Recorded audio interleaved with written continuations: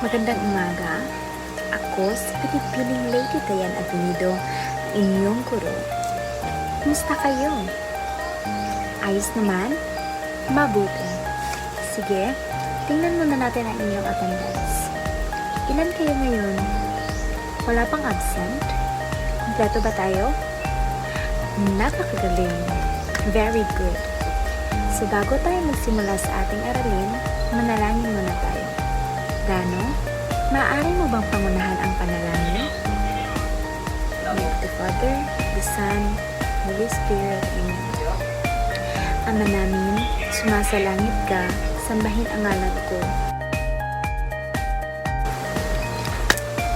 Bago tayo magsimula, meron muna akong tanong sa inyong lahat.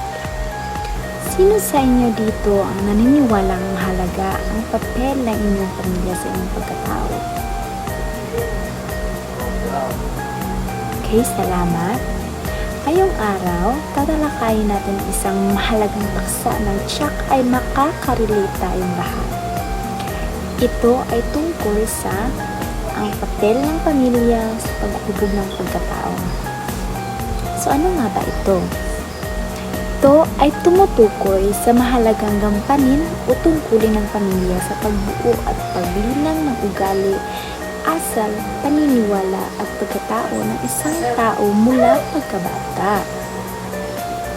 So, siguro tayo namang lahat na nakakaranas nito, di ba?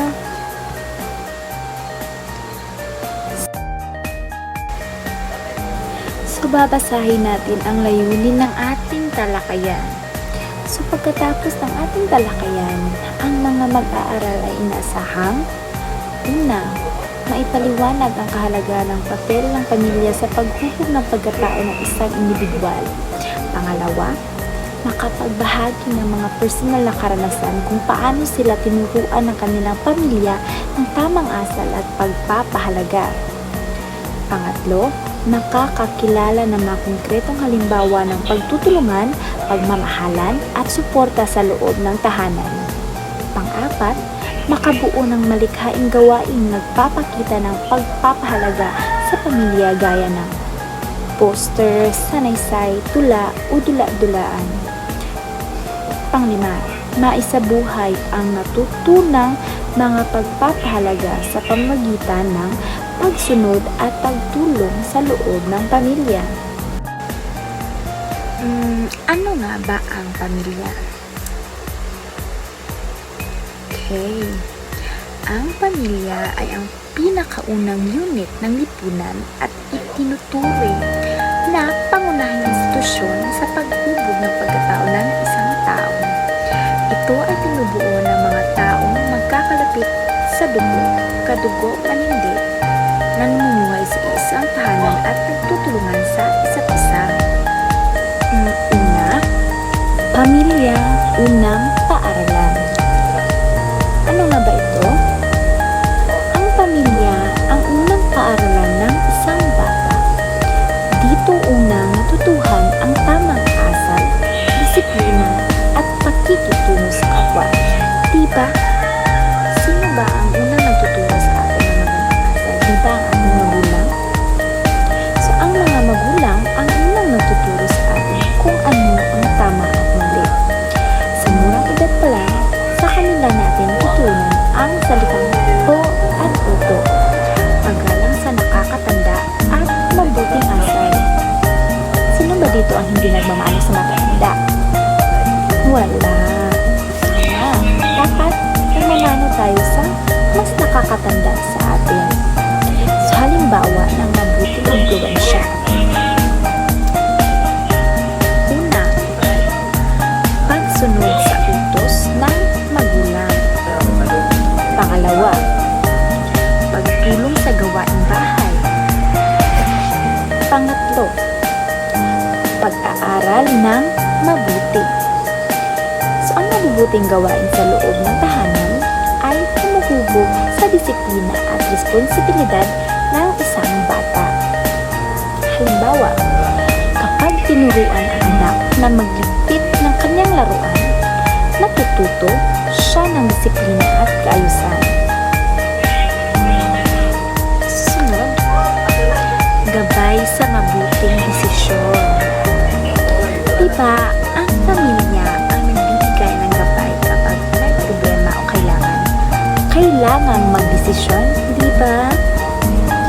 So, ang payo ng mga magulang at mas nakakatanda ay nagsisilbing ilaw sa paggawa ng tamang hakbang sa buhay.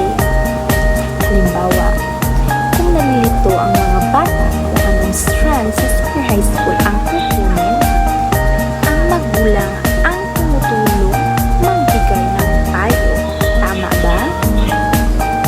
Ang suporta at pagmamahal. Ang pamilya ang unang magbibigay ng pagmamahal, suporta at pangunawa.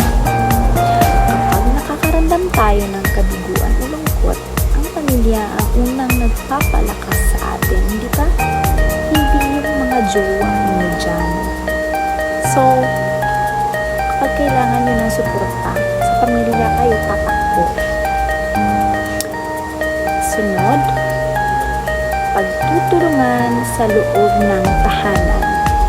Ito talaga ang pinaka-importante sa lahat. Ang pagkakaisa at pagtutulungan sa pamilya ay nagtuturo ng pagkakaroon ng malasakit sa iba. Sa pagtutulungan, natututo tayong makisama at naging responsable sa kapwa. Halimbawa, ang buong pamilya ay nagtutulungan tuwing may general cleaning sa bahay. Tama ba? So, iyon lamang ating huling talakayan. So, meron ba kayong mga katanungan? Sige, magtanong lang kayo sa akin. Aking sasagutin yung katanungan. Wala na? Okay. So, since wala na, meron akong pasulit sa inyo. Naintindihan niyo ba talaga ang aking tinalakay? Sige, makinig kayo at piliin ang tamang sagot. Sige. Unang tanong. Ano ang pangunahing papel ng pamilya sa isang bata? A. Magturo ng sports. B. Magbigay ng pera. C. Humubog ng mabuting asal. O D. Magpasyal araw-araw.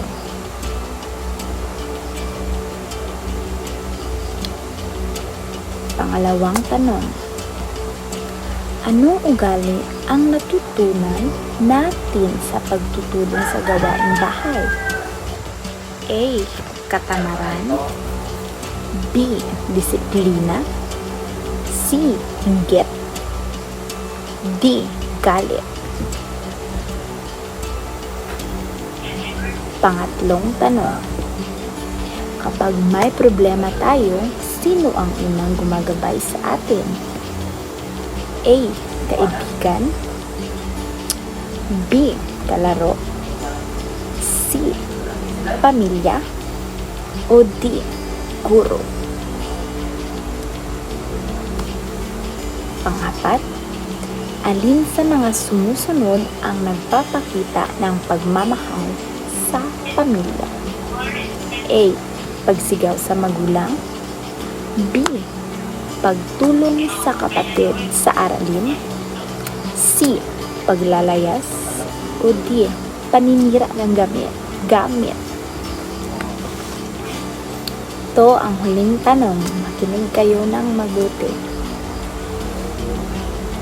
Ang pagtutulungan sa loob ng pamilya ay nagdudulot ng, pumili lang kayo ha, A.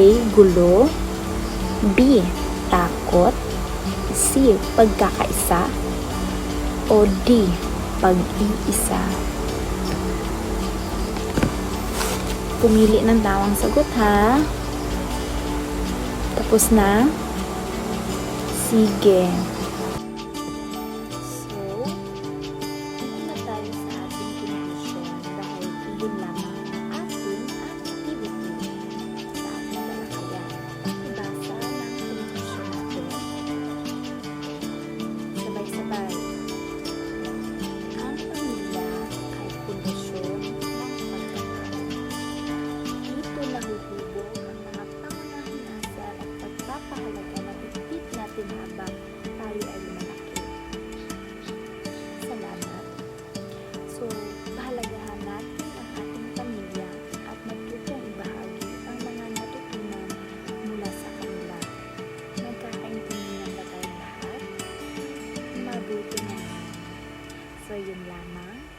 Maraming salamat.